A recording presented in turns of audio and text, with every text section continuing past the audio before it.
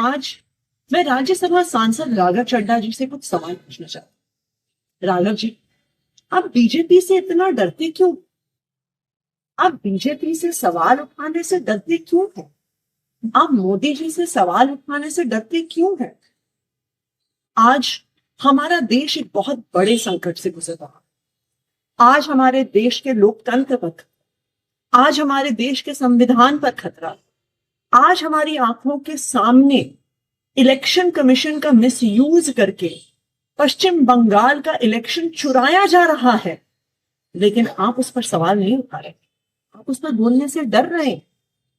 हम सबने देखा किस तरह से दिल्ली में गलत तरीके से वोट काटे गए, बीजेपी के कार्यकर्ताओं ने गलत तरीके से वोट बनाए और बीजेपी इलेक्शन चुरा के ले गई। और आज वेस्ट बंगाल में यही हो रहा है। आज इलेक्शन कमीशन का मिसयूज हो रहा है, लेकिन जब तृणमूल कांग्रेस और पूरी ऑपोजिशन इलेक्शन कमीशन के खिलाफ इंपीचमेंट मोशन लेकर आती है, तो आप उस पर साइन करने से मना कर देते हैं।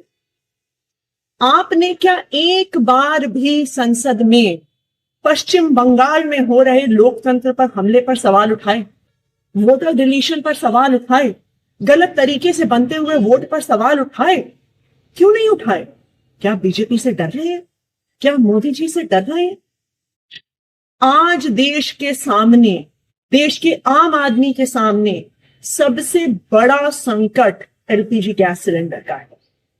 आप तो बड़े आदमी हैं, राज्यसभा के सांसद हैं, हो सकता है आपको दिक्कत ना आती, लेकिन एक आम परिवार, एक छोटे से मकान में रहने वाला, एक कच्ची कॉलोनी में रहने वाला एक गैस सिलेंडर के कनेक्शन के परिवार को आज अपने बच्चों के लिए खाना बनाने में दिक्कत हुई।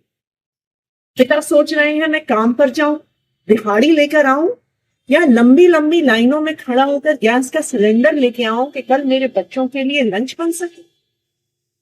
जब आम आदमी पार्टी ने पंजाब में, दिल्ली विधानसभा में सिलेंडर का सवाल उठाया, जब आम आदमी पार्टी के सांसदों ने एलपीजी सिलेंडर का मुद्दा उठाया, और आपको जब एलपीजी के मुद्दे पर बोलने के लिए कहा गया, तो आप चुप रह गए।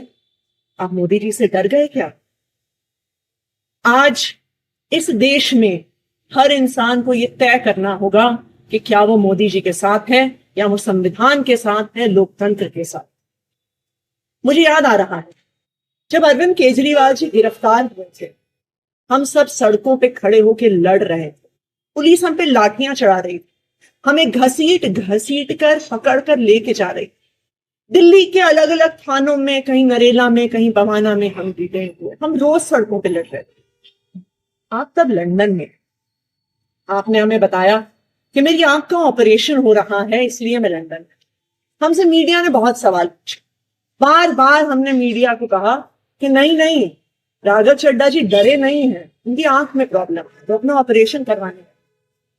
लेकिन आज राघव जी, मेरे मन में भी ये सवाल आ रहा है कि जब अरविंद केजरीवाल जी गिरफ्तार हुए, तब भी आप बीजेपी से डर गए, तब भी आप मोदी जी से डर गए, क्या आप डर के लंदन भाग गए?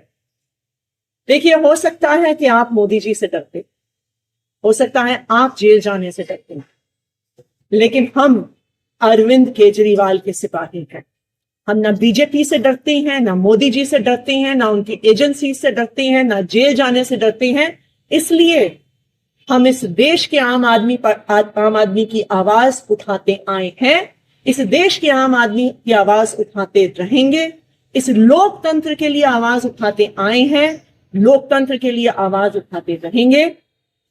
राघव जी, मोदी जी से डरने से, बीजेपी से डरने से संविधान नहीं बचेगा, लोकतंत्र नहीं बचेगा।